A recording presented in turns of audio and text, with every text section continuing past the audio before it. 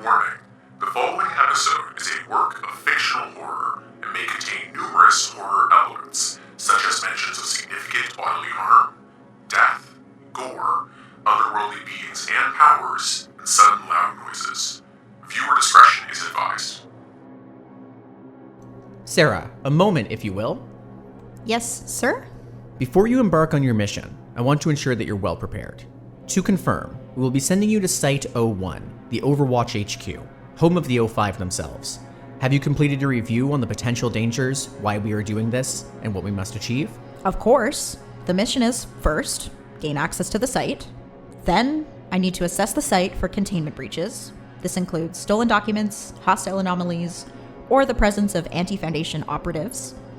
Next, I should confirm the survival status of the O5 Council members, and any other high-ranking Foundation officials. And finally, and most importantly, I must recover or destroy all sensitive information at the site. Fully correct. You appear to be thoroughly prepared, so I have another request for you. Oh, thank you, Dr. Robin. I studied your briefing thoroughly. How else can I be of assistance? There's a file that was of interest to me back when I was covering the 001 files last year. The proposal of Dr. Everett Mann, a circular gravel path with no meaningful description, history, logs, or data. Instead, it just has a note of a file for the O5, and that you need level 5 clearance to access it or the experiment log. The anomalous property of the trail is that it's always uphill, despite being a perfect circuit that returns to its start. This is likely nothing more than a false entry in the 001 database, a simple SCP that was randomly sorted to make it harder to study. But still, given the possibility of importance, I want document 001-05.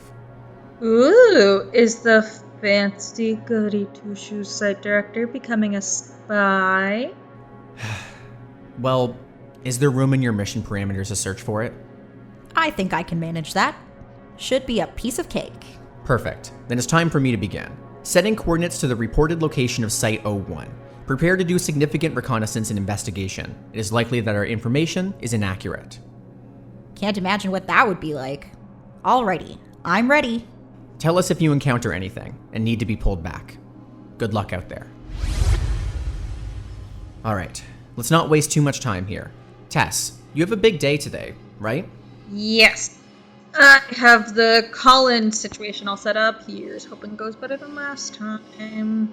Ah, wonderful. For those of you listening, this is your 2-minute warning to start calling in. We'll be answering your questions live for the first time ever. Fine. I'm heading to the tea room now. I'll leave the introduction to you. I'll be ready in 2 minutes. Guess I'm the last one to go. You may recall that last week we closed with a promise to discuss anomalous groups of interest. But first, to provide some important context. Here, we're going to discuss the most important anomalous group of them all, the Foundation. It's my goal today to give you a whole history of the early Foundation and exactly what happened to make it what it was before the world ended. Who they are, how they're organized, why they were so big and powerful, and why the fall of the Foundation could have ended the world. These are all questions that we're going to answer today. We're going to begin with Tess's Ask and Answer live section today. Then, we will go to Sera at the heart of the Foundation itself, Site-01. Then, we will conclude with a big section from me. Who is the Foundation? So, without any further introduction, let's begin. Okay. Live. Let's go. Here's hoping it's better than last time, 'cause that was weird. Then again, at this point, everything is weird. Okay. Oh, we have a call. Okay. So, a few of us have managed to put together a small village. It's pretty busy, and with the guards, there isn't a single moment that someone isn't out and about. A few nights ago, though, a weird statue with a large head appeared in the village center and hasn't moved since. Should I be worried? Oh, like I've known that people have survived because you guys have written in and stuff like that, but it's so weird to hear other people's voices, I guess. Like, people have survived. That's really good. Go humans. What's really not good is the statue that you mentioned. From the sounds of it, you're talking about SCP-173, and basically, you always need to keep an eye on it, because if you don't watch it, it'll move super duper fast and just straight up murder you. So, good luck. I wish you the best. Next caller!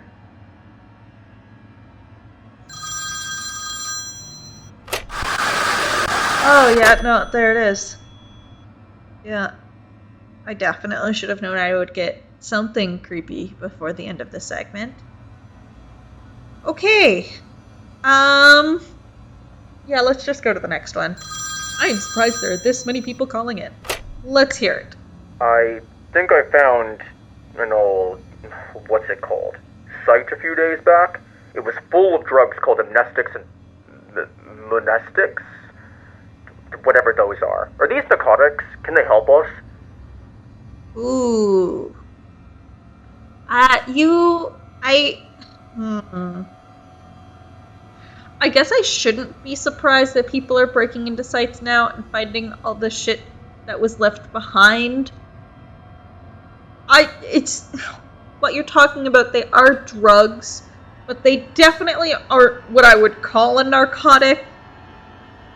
As for if they can help, I guess it kind of depends on what you want to use them for. Like, amnestics, those are the type that they gave me, and it makes you forget. Either a lot or a little, and it all depends on what type of amnestic it is. And I don't know what you have. So if you're looking to forget potentially everything, sure, I guess that could be under the help category. Nestics, however, those are the opposite. Yeah, no, just keep those locked the fuck away and utterly inaccessible. They make you remember. And no one wants that these days. Except me, I guess. Yeah. Just stay away from those. Next caller.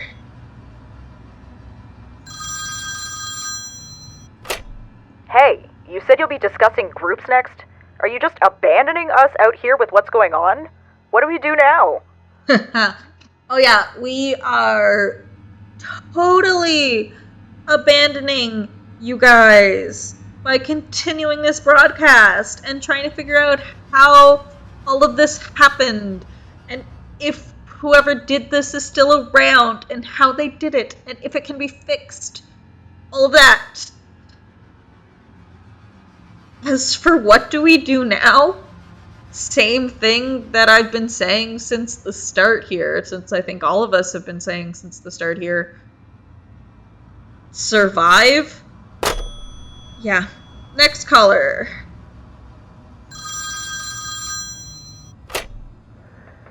Hello? Hi. Hello, listener. What questions do you have today? Most people just go right into it. Lizzie? Wait, are you the one that sent me that note a while ago? Yes. And the driver's license. I thought it might jog your memory. Maybe. I don't understand how this works. Yeah, How did you get that? You don't recognize my voice, do you? No. No, I don't. Should I? Did you know me from before? before, like, not just before the XK, like, before I got here. Before I became a D class. I should have never called. I missed your voice. It's been really nice to hear you on the radio. Who are you? Okay. I'm Parker.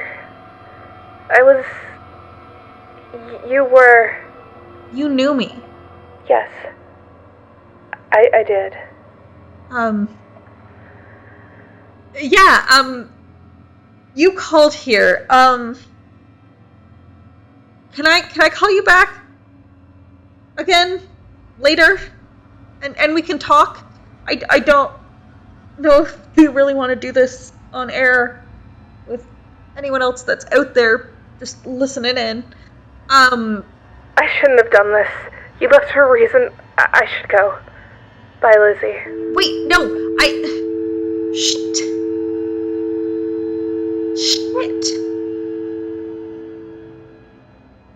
Hello, Foundation friends! Agent Sera here, reporting from just outside Site-1. This is it! The protected headquarters for the entire SCP Foundation. It's also known as Overwatch HQ. Today, I'm assessing containment breaches at HQ, since we couldn't access any security systems to check remotely. I'm also hoping I'll find some personnel around. Security at Site-1 includes members of Mobile Task Force Alpha-1. They're also known as the Red Right Hand. In my opinion, they are the best of the best in terms of MTFs, and they serve directly under the O5 Council. If any Foundation personnel could survive the chaos in our world right now, my money's on them. They're also the factotums, personal assistants to the O5 Council members. I expect they're all highly qualified individuals, at almost the highest possible ranks within the SCP Foundation. And of course, the O5 Council command members themselves. 13 of the best and the brightest individuals. They are the brains and the heartbeat of the SCP Foundation. They're incredibly powerful and influential, to the point where any one of them could probably alter history itself if they so wished. I doubt a little thing like an XK could take any of them down. I'm not going to divulge exactly where I am right now, just in case some data has actually remained protected. The Foundation may be in shambles, but I'm not risking being directly responsible for exposing the location of HQ. It took us long enough to figure out where to send me by sifting through the exposed internal databases. But I will say that the site lives up to expectations for Foundation HQ. It's massive, all brutalist architecture, and from the looks of things, I expect tight security procedures are still in place. I have my hopes up that somebody might still be around. Alright, Agent Sera, why don't you try to pass through the security clearance system? Let's start there and see what happens. Acknowledged, Dr. Robin. Engaging security scanner. Running biometric scan. Access denied. Insufficient security clearance. Identified as Agent Sera, Level 2. Assignment. Site 230. Crap. Well, that's disappointing. But I didn't really expect my measly field agent clearance to work. This is Overwatch HQ, after all. Any directive on what I should try next, Dr. Robin? Okay. We may need to get a bit more creative. Give me a moment to think. Understood. Ah, ow! These nasty migraines are back again. Perseverance is a virtue, Sera. Why don't you try again? Acknowledged, Howl. Engaging entry security scanner. Running biometric scan. Access denied. Priority 01. Security clearance confirmed. Identified as Agent Sir. Security measure overridden. Welcome, Agent. Great idea, Dr. Robin. What? Alrighty. Mission Phase 1 complete. I'm inside Site 1. Beginning Phase 2 reconnaissance. Hold on, how? I can't believe I'm actually entering Foundation HQ right now. This is way above my pay grade. I wonder what sort of technology. Ah! Hi there. Agent Sera. Oh god, my migraines. Huh? What? Where did they go? Hello? Dr. Robin, can you still hear me? I can. Oh, thank goodness. At least the comm's working here. Unlike at Site 2000. Listen, I've just entered the facility, and it looked like there were agents in here for a moment, but now I don't see anyone here. What should I do, Dr. Robin? Run a secondary field scan. If no one is detected, then continue with the primary directives on high alert. Understood. Hello? Well, there's no one in the immediate vicinity. There doesn't appear to be any containment breaches in this area either. Maybe I'll move on to looking for some data. Dr. Robin, this place is massive. It's like a maze in here. Do you have any idea where I should start looking for data storage? Return to the entrance area. A general site map should be available in the nearby processing office. It's standard procedure to keep copies for visiting parties. Of course! Brilliant as always. Just like you, Dr. Robin. Checking the entryway now. Aha! And there it is. Gosh, this is so helpful. Okay. Ow! The migraines. Dr. Robin? Yes? What is it? So, I found a few copies of paper, and they're labeled as general overview site maps? That should be exactly what you're looking for. Right, exactly. Yes, that's what I thought as well, but, the pages are all blank. What do you mean they're blank? Let's just skip that for now. Typical layout puts sensitive information further into the site, for data integrity protection. Let's just try going a bit further in. I guess it sounds like a plan. I can't believe how impeccably clean the site is. The hallways are all a sparkling white with no descriptive markers or colored lines or anything on the walls. Nothing. It's quite impressive aesthetically, but also incredibly useless for helping me find my way around this place. I'm officially taking the stance that minimalism is overrated as of this moment.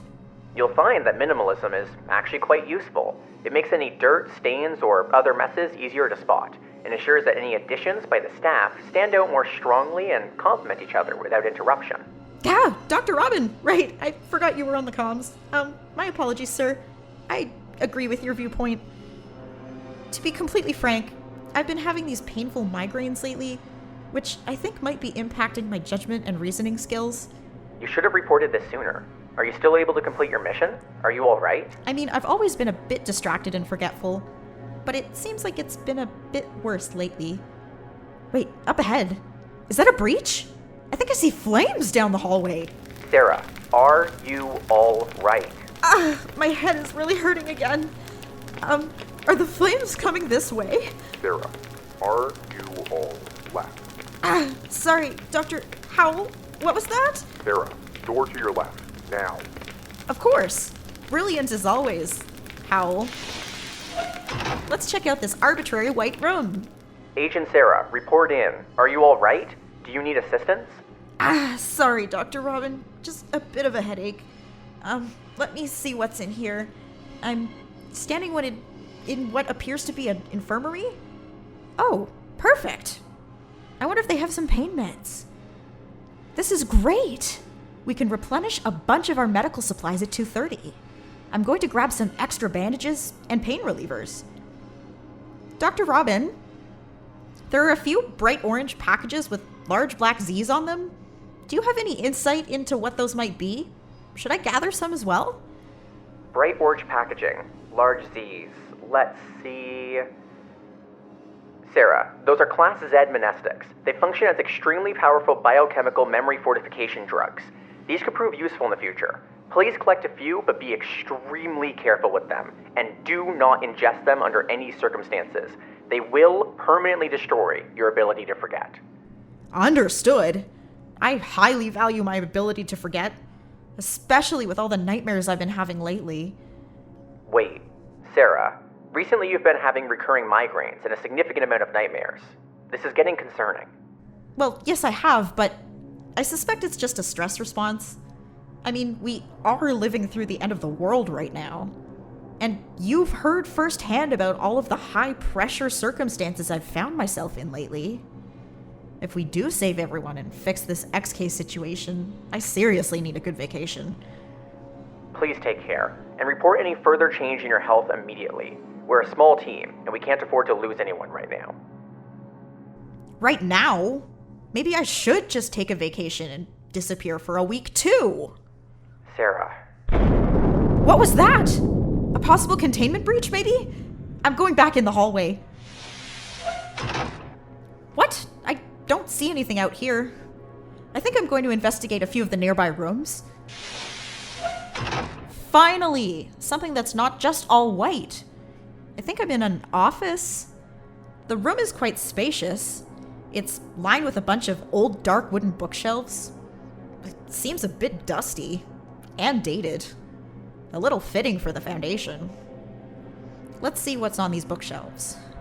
There are a few files on recent SCP editions, I think. Nothing particularly useful. Alright if I just destroy these, Dr. Robin? Go ahead. What's next?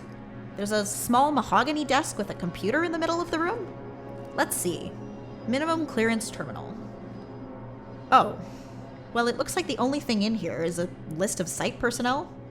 We have access to all of this at 2:30. So, I'm just gonna wipe the terminal. Let's try another room. Man, there are a lot of offices in here. I've been in at least 10 by now, and they are almost exactly the same. We have to be thorough. This information could be dangerous. I understand. Okay, this one is the same as all the others have been so far. I think the desk might be a little bit larger. It's much dustier. What have we got on the shelf?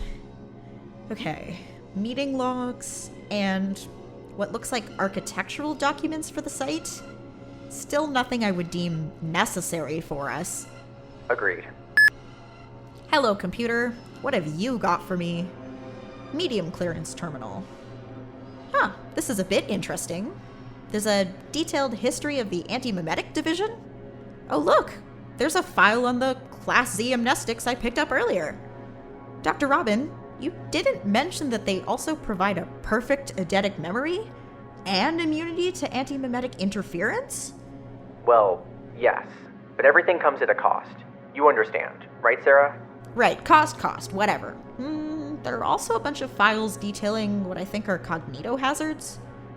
Should I open those? No. Okay, understood. I'm wiping the terminal now. Let's check another room. How many offices are in here? They never end. It is Overwatch HQ. It's a bit reassuring to know that we had extensive manpower to support the Foundation administration. You're right. Oh, look. Another identical office. I almost wish some of them were minimalist, just to spice things up a bit. Site members were free to decorate their offices as they saw fit, but the Foundation maintained a standard of office quality from early into its creation. While I disagree with their choices, many of those desks are high-quality craftsmanship from South America. They're not all the same, but the design is quite useful.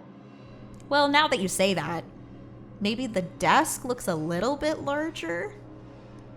Hello, identical bookshelf. Oh, it is much dustier in here. Ah! Is that a cobweb? Wait, are these? There are a bunch of records on GOIs. This could actually be useful for our segments coming up. Cool! I'm going to take these. Way to go, boring identical room. Okay, let's see what else is on the hopefully not boring, not quite identical computer. Maximum clearance terminal.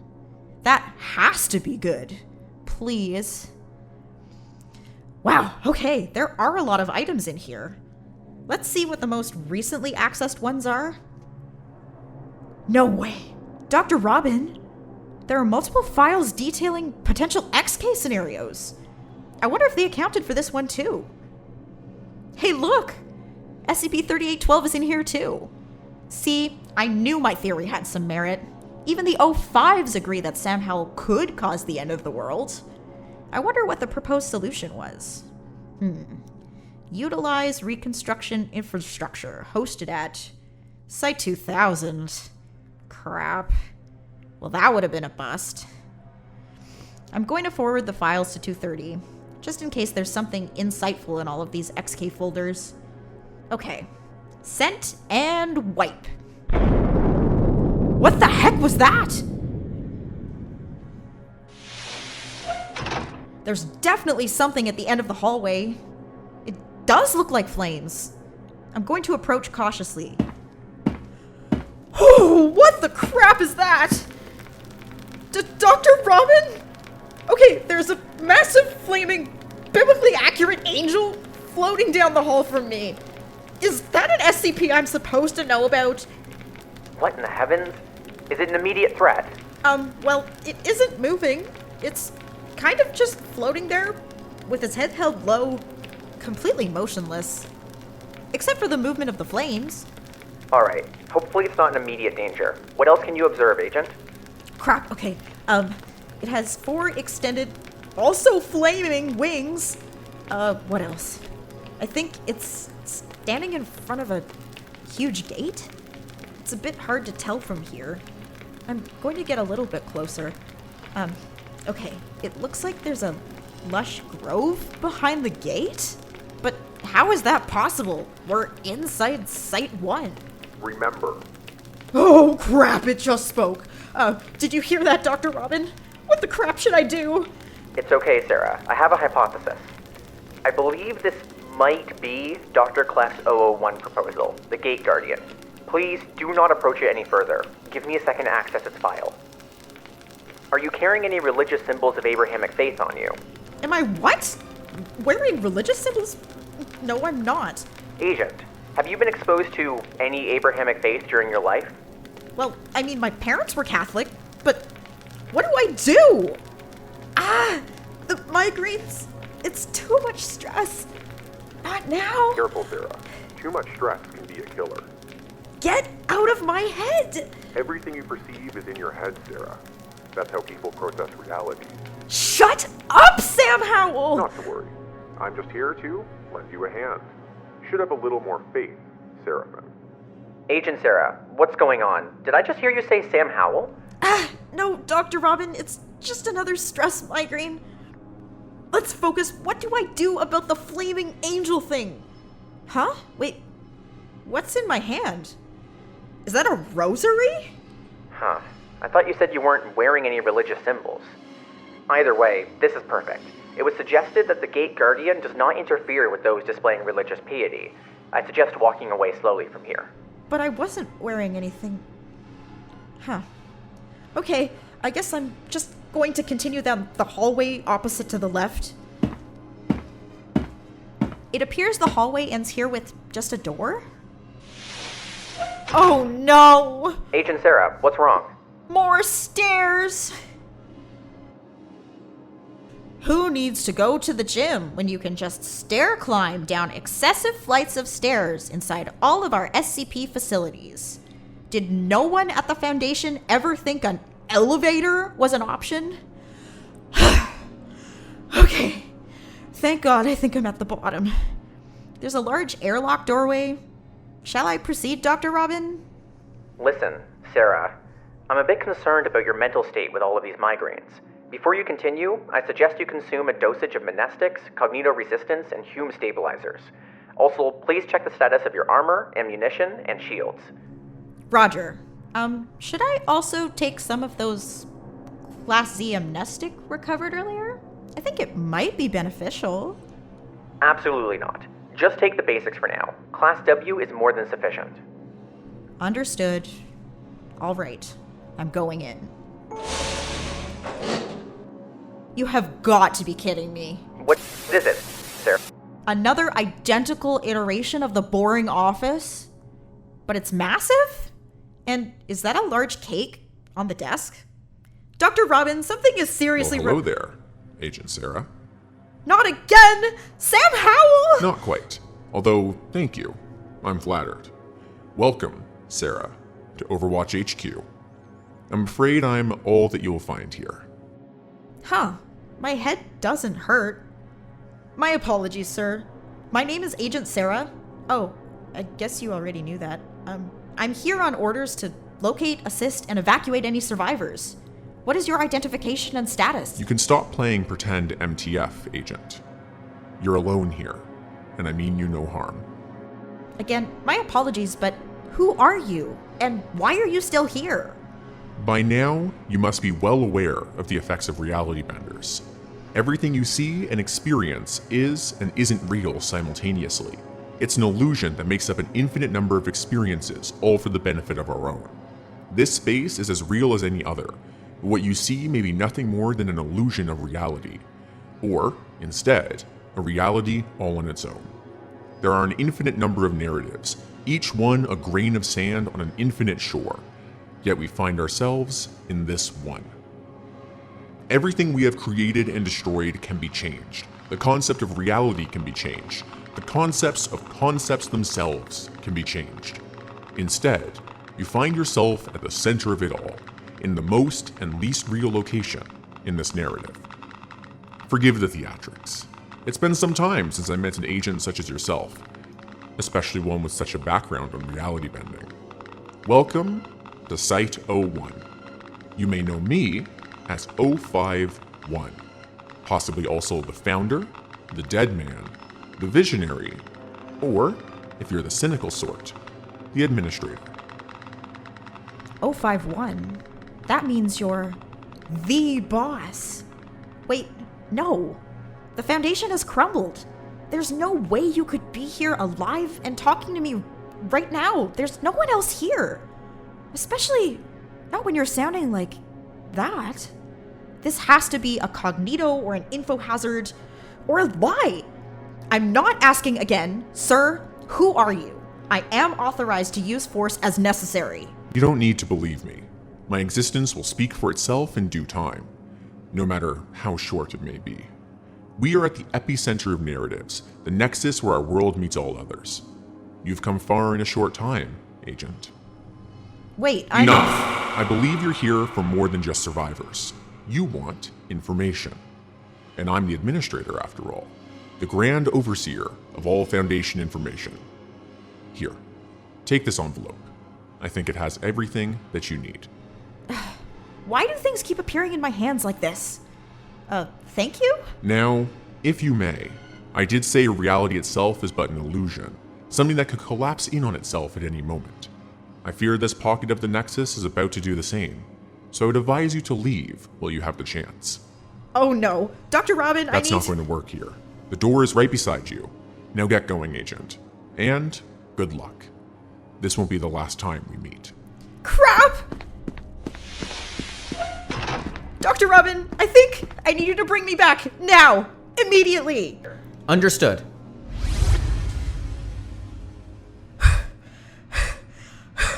You will not believe who I just met. I think it could have been 051. The administrator themselves. They, wanted me to take this here. No way did they just say hello and give us an envelope. Something is up. But still, maybe this will prove to be useful. Listen, I'm exhausted and my head is still throbbing, so I'm heading over to the infirmary. I'll be back shortly. Alright, well, guess I don't need my old files then. Now, let's see what's in this new file. Interesting. If you've ever listened to my training tapes for the Foundation last summer, then you may be familiar with my hunt to find the true SCP-001. Well, we might have just found it. A year late, admittedly. So, an introduction. This is SCP-001 by Dr. Everett Mann. Item number, SCP-001. Object class, Embla. Containment procedures. SCP-001 is contained on the grounds of Site-0 in upstate New York. A fence has been constructed around the perimeter of SCP-001's observed effects. In addition to Site-0 security, no fewer than 5 armed guards are to be present at all times to prevent unauthorized entry. The adjoining physics laboratory will be manned at all hours, studying any anomalies. A small metal plaque bearing an inscription will be maintained in good condition. Any damage is to be immediately reported to maintenance. Description: SCP-001 is a circular gravel path in a wooded area. When traveled in a counterclockwise direction, the trail is continuously uphill, even after reaching the original point. When traveled in a clockwise direction, the trail shows the same amount of uphill and downhill travel, as expected. Level 5 clearance is required to access SCP-001's experiment log. New members of the Overseer Council are required to read document 001-05. Normally, this is where that file would have ended. A short, simple, and utterly forgettable SCP. But it looks like we have a treat in our hand. I now present to you document 001-05.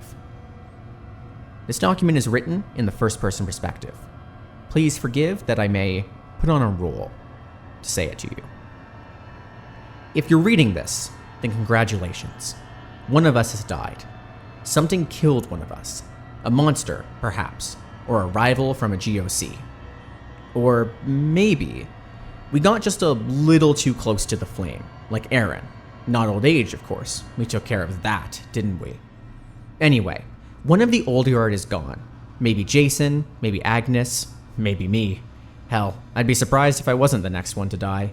I always was the most expendable. I'm gonna write this to you as though you were a human being. It'll be the last time anyone extends you the courtesy, so I hope you appreciate it. Whoever you are, whatever you did before, you must have been high-ranking when you were pulled into this. You must have noticed the discrepancies, the inconsistencies. I don't know how much you've been told already, or how much you've pieced together. The crux of the matter is this. The retrievals and recoveries of SCP objects are staged, or made up whole cloth. We have never discovered an SCP in the entire history of the Foundation. I should start from the beginning. Let me tell you a story. Aaron Siegel was a physicist studying at Cornell in 1891. He was a truly gifted individual, and had his life taken a different path, I believe that his name would be there with Edison, Einstein, and Hawking. I knew him very well. He was, and still may be, my brother. He was also an avid amateur naturalist and enjoyed hiking through the woods.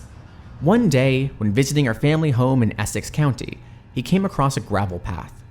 He decided to follow it for a time, and noticed that it kept climbing uphill far longer than it should have. It should have taken him above the nearby hills.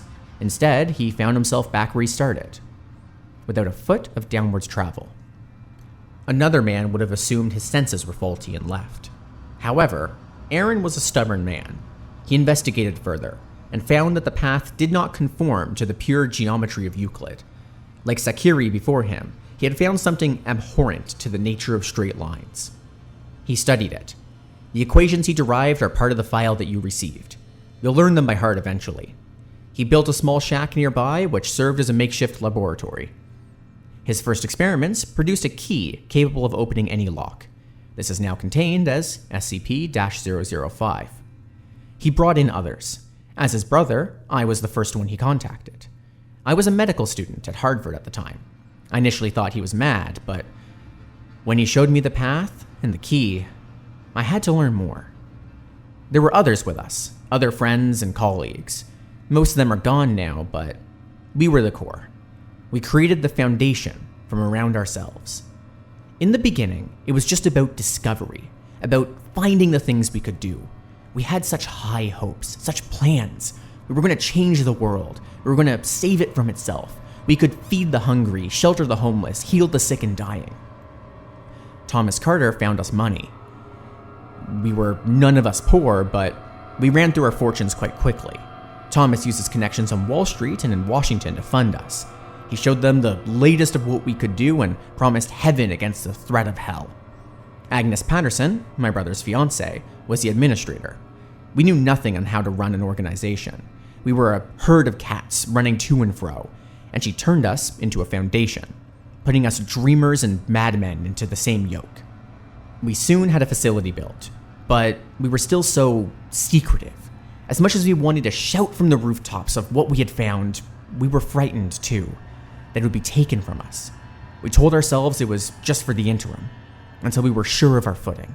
We'd show them, eventually. We'd show them all. We were careful, at first. We made small, inoffensive, or even helpful items. The Fountain of Youth, the bouncing ball, the Civil War statue.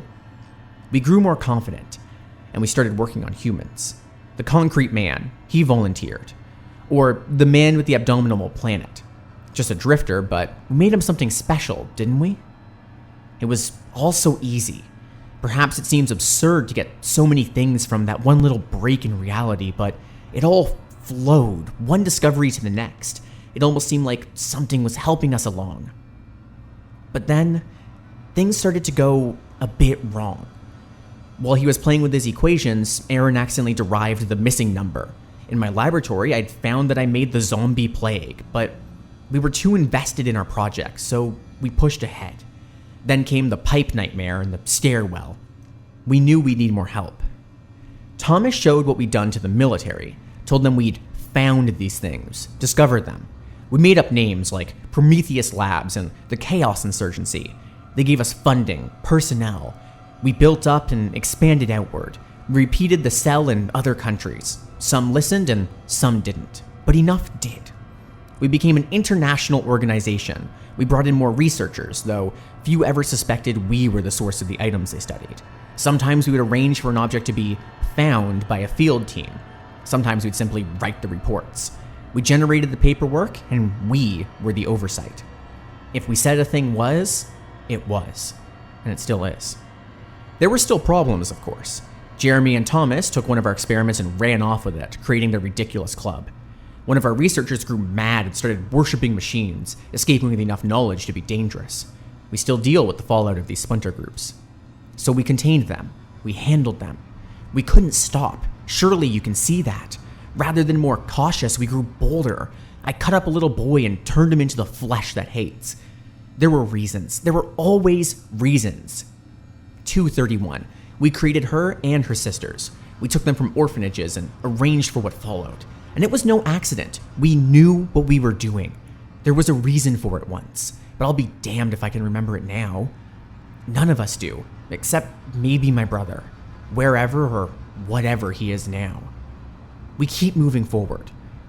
Even after Abel, after the blood pond, after that damnable reptile, we still move forward with our work. What else can we do? Our only hope to survive the events that we set in motion is to understand better, to learn more. We're on the back of a terrible beast, and if we try to jump off now, we'll be crushed beneath it. But that's not what frightens me, and it isn't what should frighten you either. We've maintained our foothold for over 100 years. The thing I really worry about are the anomalies that we didn't create. No, I was telling the truth the first time. We didn't discover any of them. But some of them, they aren't our work. They just were one day. They were in containment, and they'd always been in containment. Don't you see? We're not in control anymore. We never were.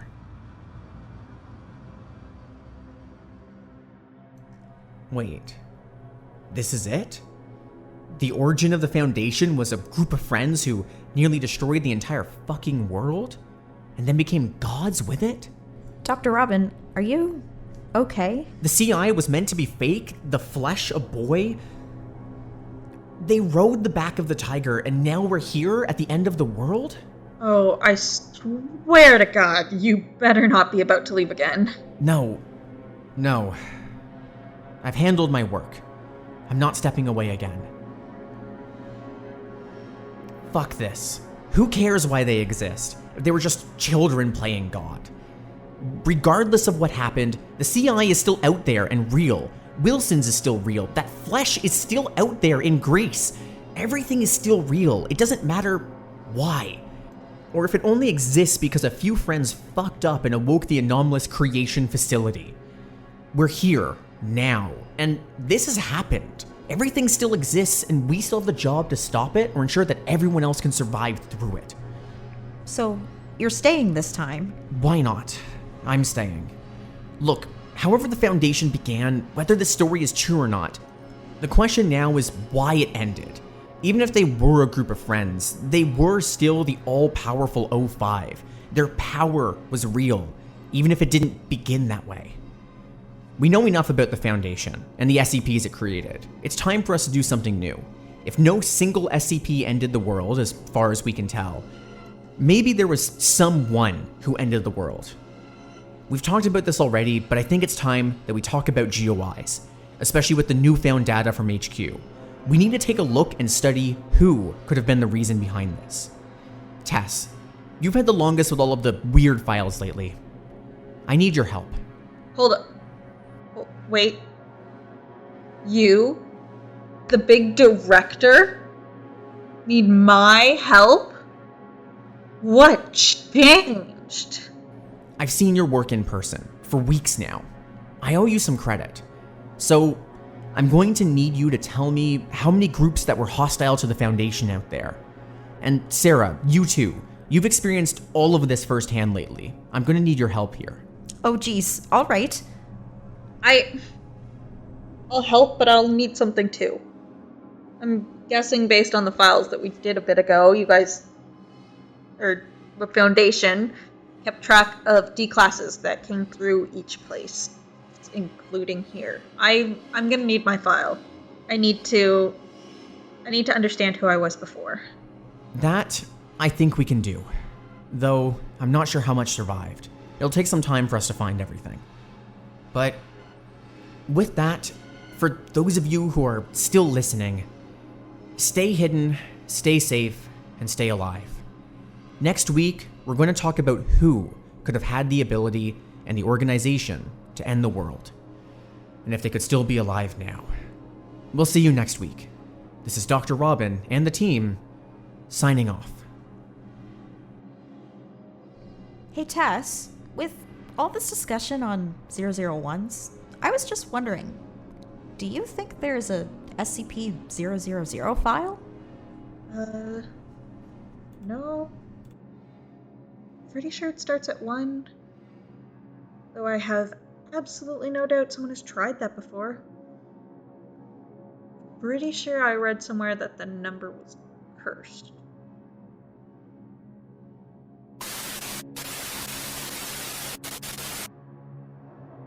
This cage is vast. It has no walls. While I stand still, all I see is a white plain stretching across an equally blank sky. There is no life in this place.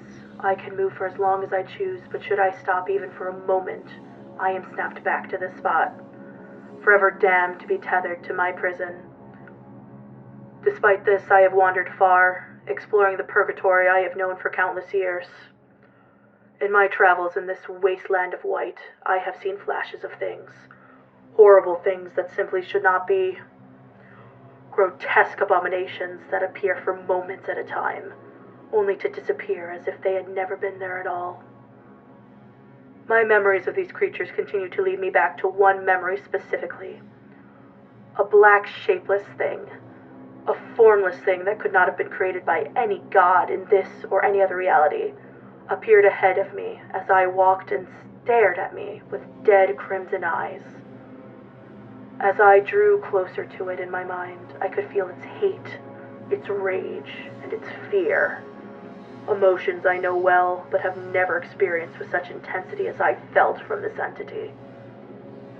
As quickly as it came, it disappeared, and for a brief moment I swore I could see its twisted maw speak a word, an utterance I have yet to understand in content and context.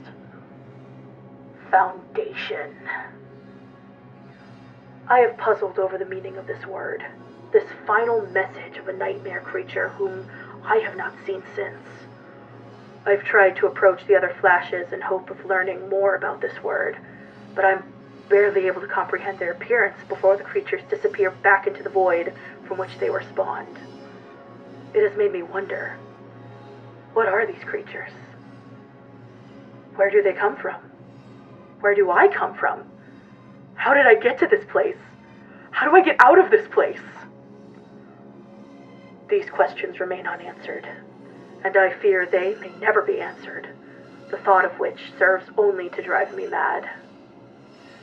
It is curious that the other effect of the chance encounter has proven far more productive. Prior to this, I was unaware that I possessed a mouth, or vocal cords, or any mechanism to make noise. Though I knew I drew breath, The emptiness around me provided surprisingly little auditory feedback when the air rushed into my lungs. Despite this, sound was not only possible, but now almost inviting. After hearing the wretched words spoken to me out loud, I felt it was my duty, no, my right, to destroy the silence I had known for so very, very long. What began as a whisper, barely audible, grew and grew as I became more and more emboldened by my newfound abilities. Soon I was shouting nonsensical words to the skies, laughing in my mind as the silence was broken by me. And even more surprisingly, the world listened. Ripples of energy appeared in the air, controlled solely by the weight and volume of my voice. Should I whisper, they would be soft and light, floating whimsically for a few seconds before disappearing. Should I yell, they would be sharp and heavy, angrily stabbing themselves at the useless oblivion around me. This pleased me greatly, for it gave meaning to the chaos, gave me purpose. I was no captive. I was a god. This was not my prison, but my realm. My words were law, my voice my weapon. Through these powers, I would recreate this realm into one of life, one of joy that I controlled, that I would rule justly. This is how it would be, for I had decided it would be so. I grinned as I focused all my energies, all my hopes, and all my ambitions into one tumultuous, deafening bellow, the roar that would begin my reign as Lord of the Hollow Nothingness. But it did not change anything. The ripples my effort created, though incredibly violent in nature, vanished only a few seconds later, leaving no trace of any impact they may have made on this damned abyss. I tried again, with no change to the outcome. Over and over I shouted, my angry yells eventually devolving into screams of fear and horror at the prospect of being trapped endlessly in the damned empty silence that pervaded this abominable place. I screamed and screamed until I could not scream anymore, at which point my only other option was to weep. It was not fair.